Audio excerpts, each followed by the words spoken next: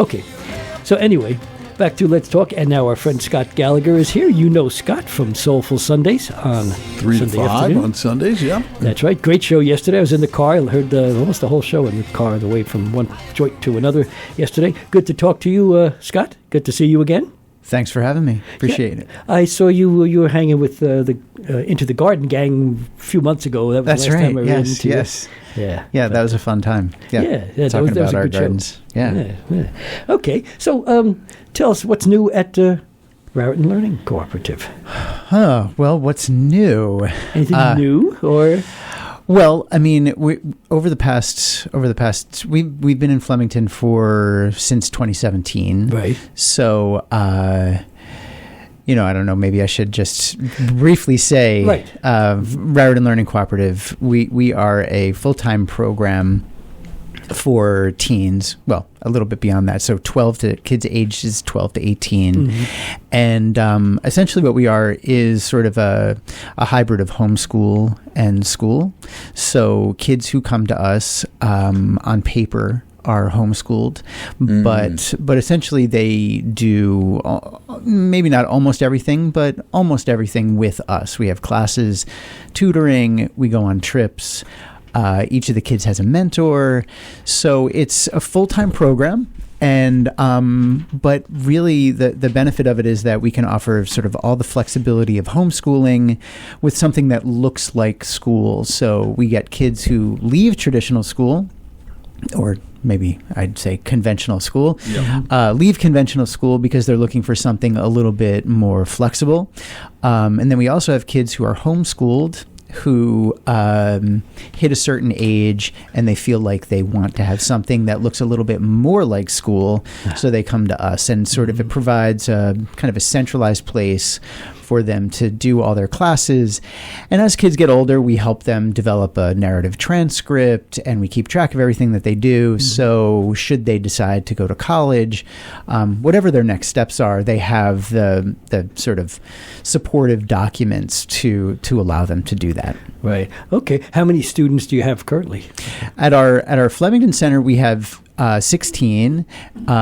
We have 2 other centers as well in our organization. We have one in Princeton Learning Cooperative, and one in Langhorne, Pennsylvania, Bucks Learning Cooperative. And each of those have, Princeton has 27 or 28 kids. Mm-hmm. Our Bucks Center has, I think, probably hovering around 24 or 25. Okay. So, who is the organization? I'm sorry, I want to jump in. There's like a lot of stuff in here that I want to go into. Fire away. But I want to start with, who is the organization that is behind all 3 of those centers? Who is it who are you? Sure. Well, we are the Learning Cooperatives. Yes. And our first center was started in Princeton.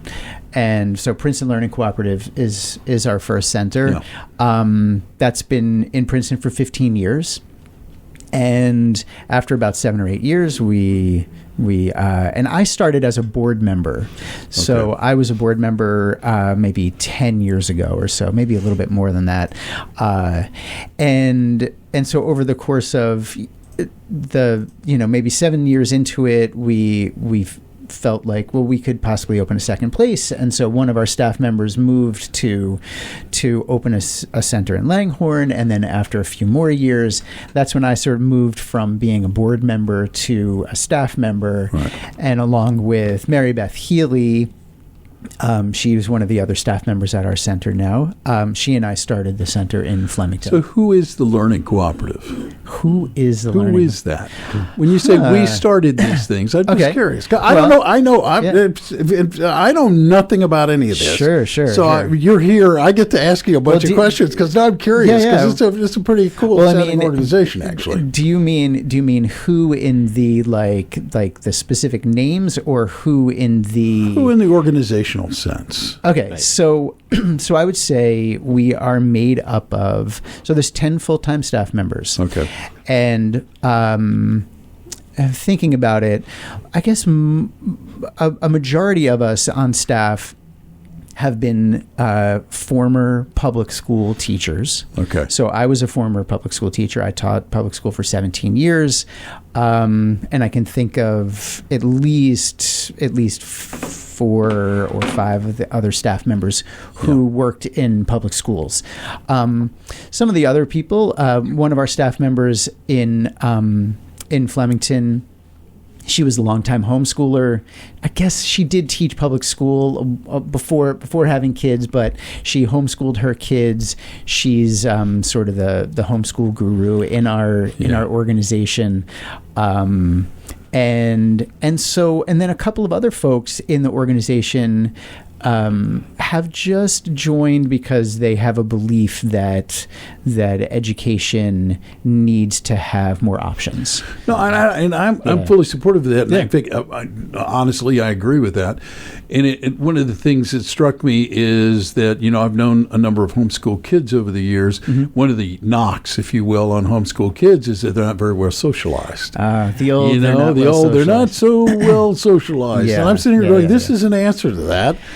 So I don't know what the motive. I don't know if that was part of the thinking when originally when you started thinking about the learning cooperative. Yeah. But it certainly is a useful reality. Sure. Well, I mean, I'd say two things. One is that it's somewhat a myth, or very much a myth, that homeschooled kids are not, quote unquote, well socialized. I think that sort of comes from a pretty narrow understanding of what, and understandably, a narrow understanding of what homeschooling is. Right. I mean, a lot of people think it's just kids sitting learning in the kitchen, in isolation. Right, sitting in the kitchen with mom and doing math. And so homeschooling, though, over the years has broadened. I mean, prior to even learning about this organization and then becoming a board member, my wife and I, we had our daughter was very young at the time, and we were looking into what do we want to do for school. She was like 3 or 4. We found some homeschool groups, and these were kids. They did all kinds of things together. They were out and they were doing stuff out in parks, and they were playing soccer together and doing art classes. And so these kids were super well socialized. They didn't have a centralized place to go. Right.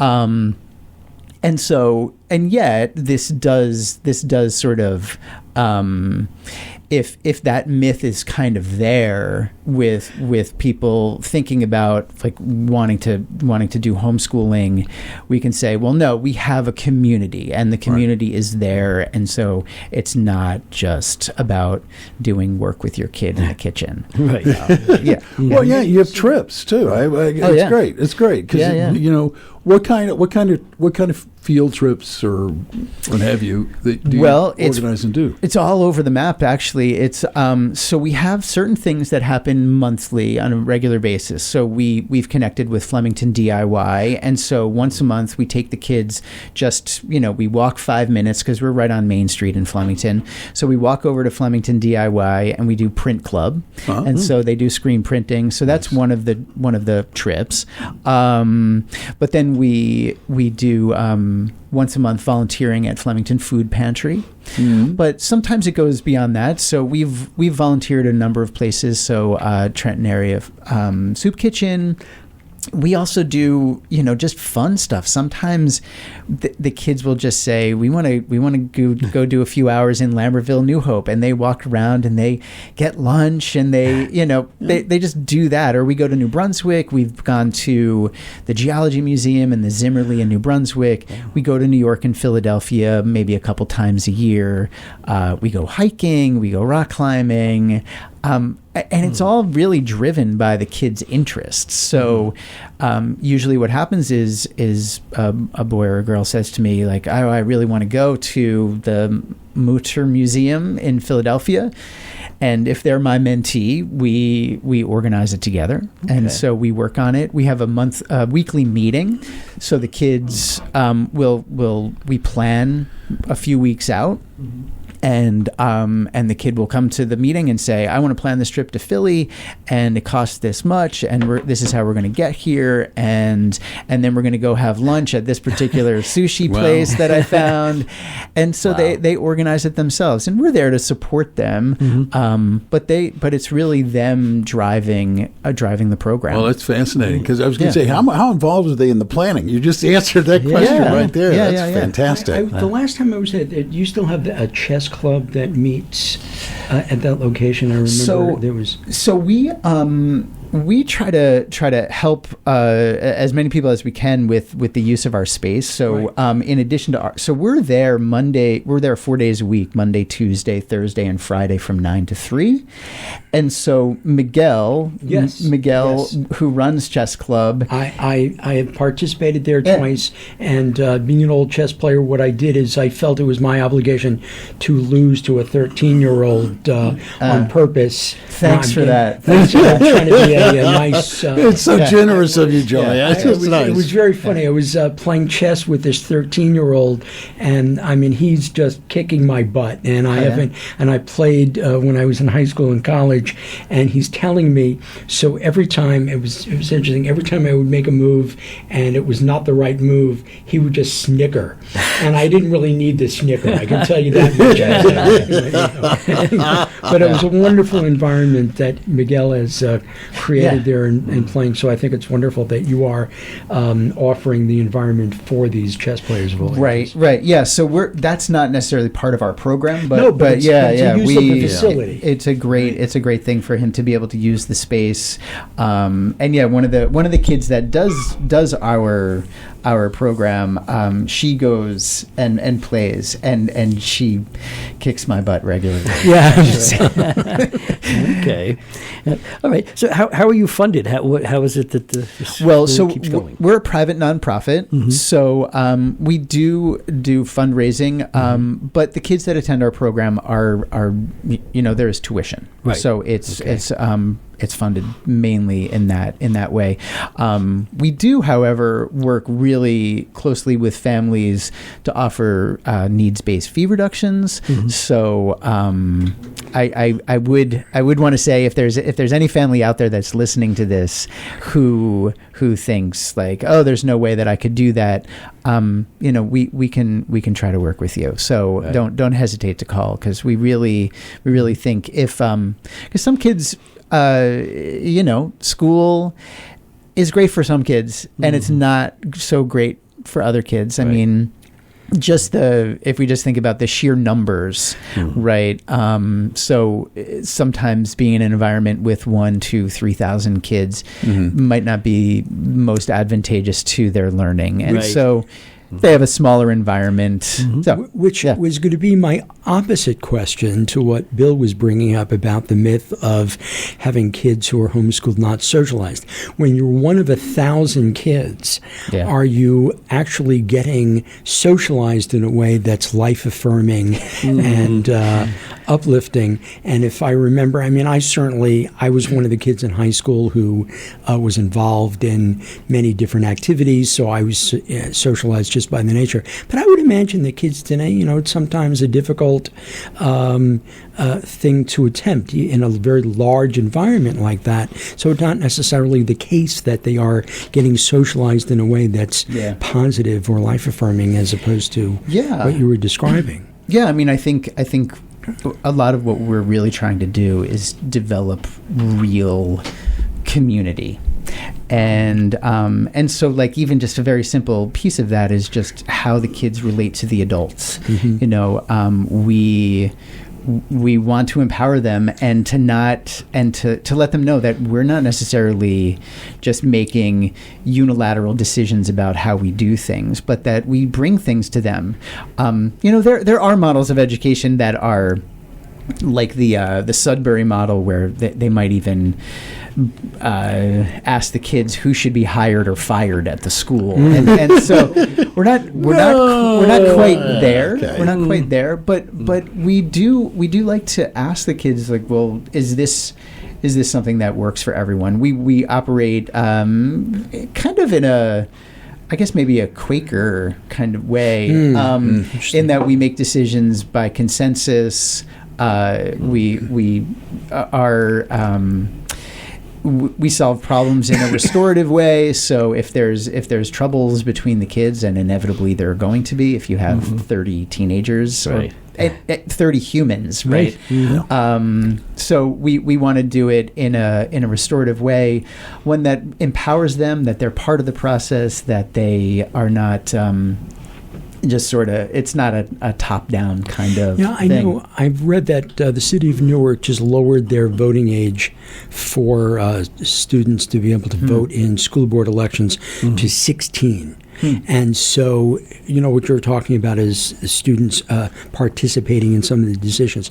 I'm wondering how that will go over in Newark, and I'm just wondering how that might impact here, like if students were allowed to vote, but only in school board elections. I mean, that would be an entirely different discussion that we could wander off into, and I actually probably have a pretty good argument about and a discussion about as to whether that's a good or a bad idea.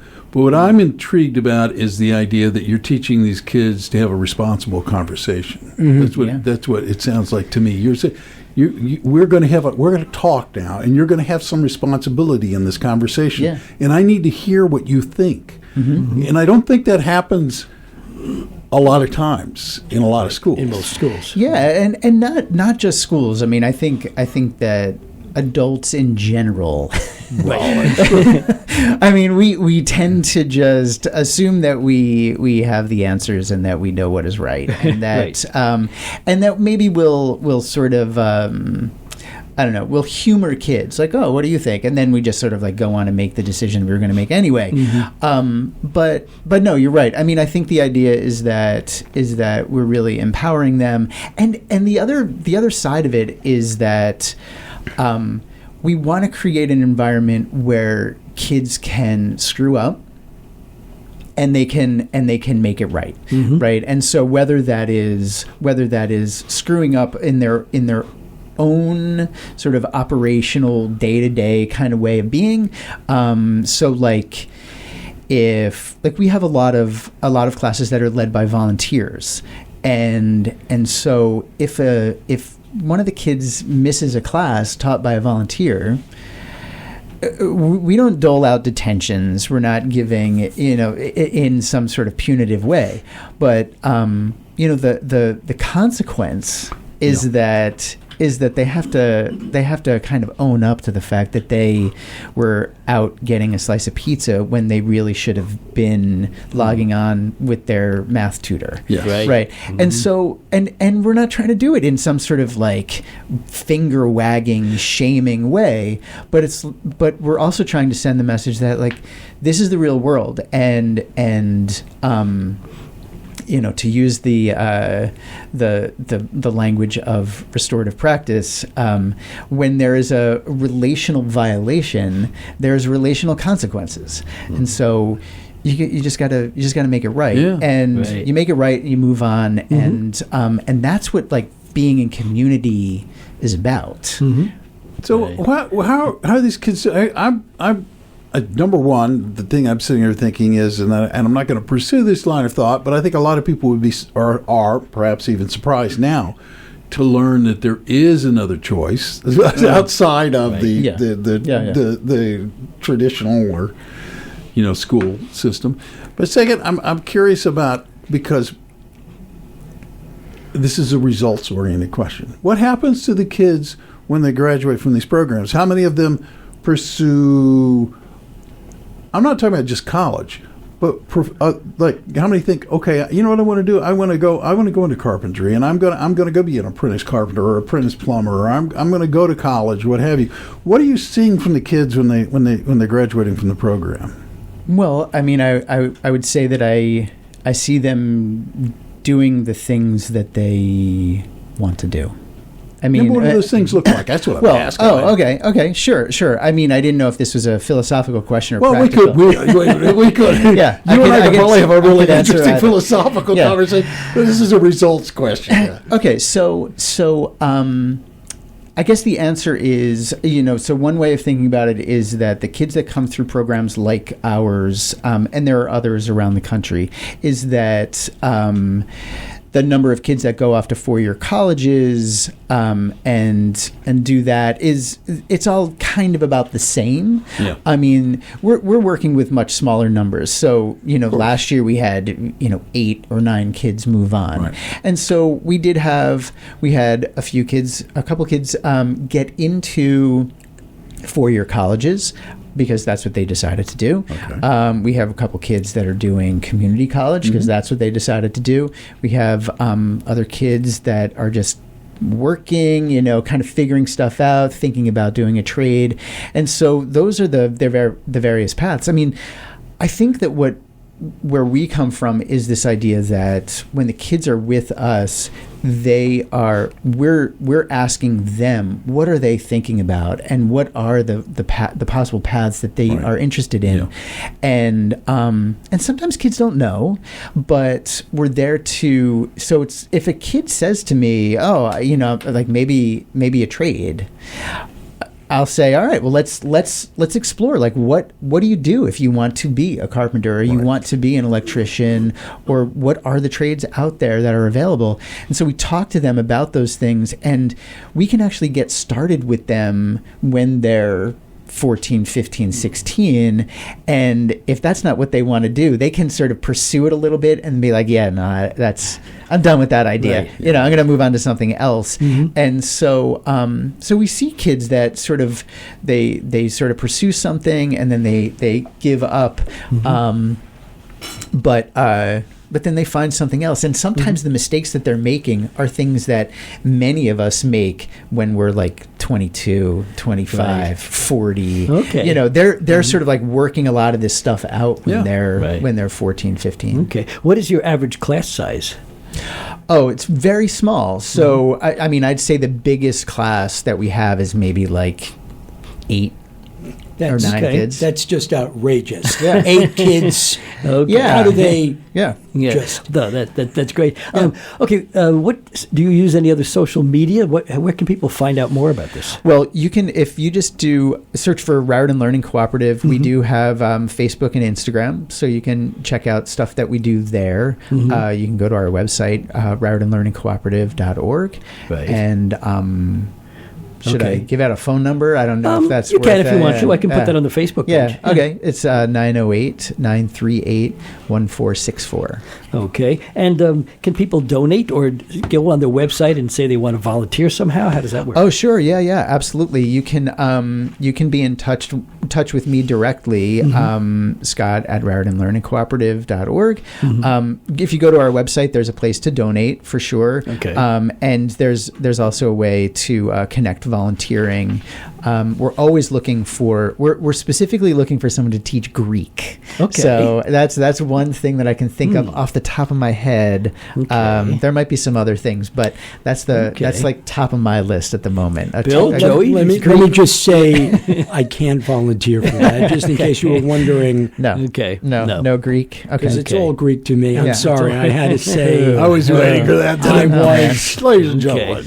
What I would like to offer, though, I would love. Do you have any kind of program that is arts and culture for your students? Do you teach writing? Do you teach comedy? Do you teach drama? Do you teach? I mean, what are they generally not? I mean, we have various classes. So, like, I have a writer's workshop. We have Norse mythology. We have theater. We have another performance class. Yeah. If you ever want someone to teach some stand-up comedy and storytelling, please call upon me, because I think it's a wonderful way, with all due respect to any of the programs, all kidding aside, it is a wonderful way to take kids and the stories that they experience all the time, to get them on stage and articulate it and get laughs, and it's very healthful. And it would be my, I mean, since you write in, and the only thing I ask is Miguel lets me play one of the 5 or 6 year olds so I can beat someone in chess. Possibly win a game. Okay, we got another email from Paul speaking of this, and he said, the idea of a kid taking all my chess pieces off the board is not appealing. Yes. Is there an adult chess night? And if so, is it bring your own bottle?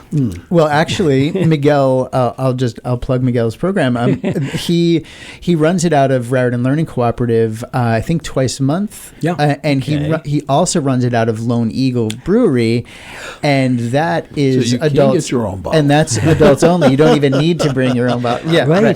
So every piece you take a shot, and then you can, Yes, we've had them on Lone Eagle. We interviewed them on Let's Talk many years ago. And Paul also sent another picture of a bunch of school buses. I'm not sure what this means. But thank you, Paul, and thank you very much, Scott. And the website once again?